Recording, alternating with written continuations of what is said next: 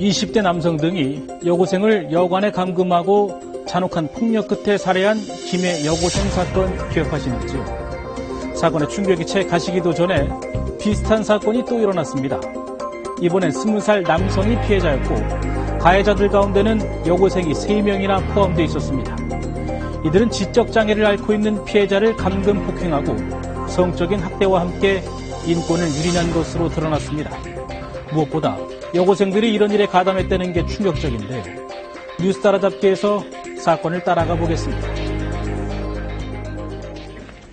신고가 접수된 건 지난 4월 27일 저녁이었습니다. 학생들이 이제 피해자를 많이 폭행을 하고 해가지고 이제 실신 상태니까 죽을지도 모른다는 이런. 20살 남성이 지금 차량에 감금돼 있으며 목숨이 위태롭다는 다급한 신고. 경찰은 차량 번호를 확보하고 곧바로 이동 중이던 용의 차량을 덮쳤습니다. 그리고 현장에서 검거된 4명의 용의자. 정말로 차 안에는 심한 부상을 입고 신음하던 남성이 발견됩니다.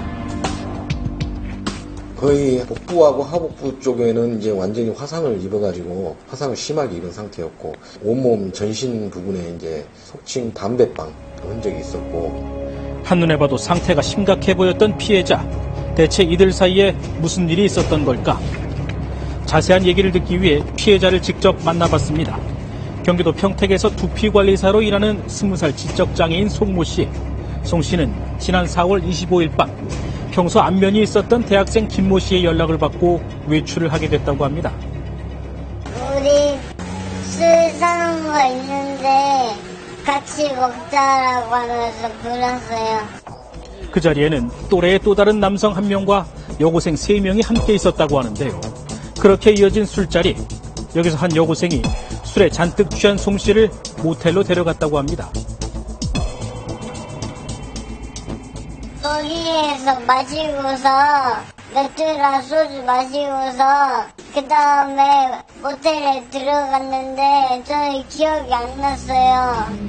그런데 조금 뒤 송 씨와 여고생이 들어간 모텔방에 어떻게 알았는지 함께 술을 마셨던 일행이 들이닥칩니다. 그리고 아직 학생인데 왜 애가 좀 뭐 하는 거냐 이거 경찰 아저씨한테 말할 거다 이러면서 협박했어요. 모텔방으로 몰려온 일행은 송 씨가 원조 교자를 했다 몰아붙이며 이를 빌미로 1,000만 원을 요구했다고 합니다. 너 1,000만 원 안 내놓으면은 죽여버리겠다 그랬어요. 할머니 할아버지. 송 씨가 돈이 없다고 하자 그때부터 무차별적인 폭행이 시작됩니다.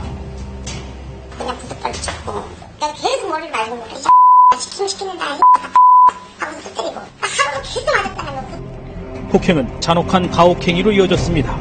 송 씨의 옷을 벗긴 다음 차마 말로 옮기기 힘든 성적 학대를 가하고 몸 곳곳을 담배불로 지지는가 하면 폭력에 대한 기억을 잃게 하겠다며 머리를 집중적으로 때리기도 한 것으로 경찰 조사에서 드러났습니다. 여러 가지 방법으로 이제 가혹행위를 했습니다. 음식에 단백질라든가 이런 걸 섞어가지고 같이 먹이게 하는 그런 부분도 있어가지고 결국 고통을 못 이긴 송 씨가 의식을 잃자 이번엔 고문 현장에서나 나올 법한 뜨거운 물주전자가 등장합니다.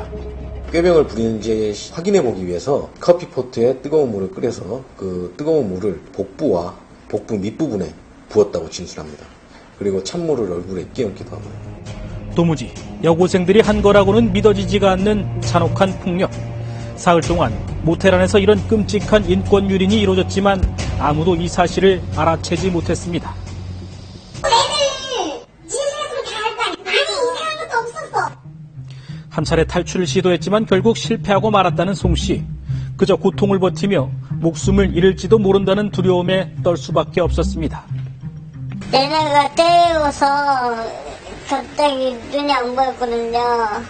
엄마 아빠 못 볼 수 있겠구나라고 두려웠어요. 반복되는 폭행으로 송 씨가 의식을 잃은 채 깨어나지 않자 그제서야 상황의 심각성을 느끼게 된 가해자들. 퇴실 시간이 이제 다가오고 얘가 쓰러져가지고 이제 깨어나지도 않고 그러다 보니까 렌트카를 빌려가지고 렌트카 안에서 이제 어떻게 일을 해결해야 될지 고민하면서 싣고 다닌 거죠. 그런데 여기서 도무지 믿을 수 없는 얘기까지 나왔다고 합니다. 이제 그때 애들이 이제 얘기가 나온 게 이제 뭐 장기 매매를 하는 데다 갖다 팔아버리자. 실제로 뭐 어떻게 하려고 적극적으로 어떤 행동에 옮기거나 그런 것은 이제 아니라고 저는 생각을 합니다. 지나가는 말로 자기들끼리 그냥 얘기하다 보니까. 정신을 잃은 송 씨를 싣고 10시간 동안이나 충북 지역 일대를 돌아다니던 가해자들. 다행히 중간에 이 사실이 경찰에 알려지게 되면서 송 씨는 구사일생으로 구조가 될 수 있었습니다. 사흘 동안 끔찍한 폭력과 학대에 시달렸던 송 씨는 구조 이후에도 한동안 의식을 되찾지 못했는데 그때까지 참았습니다. 이제 이게 생진사고 무시하셔야 되죠.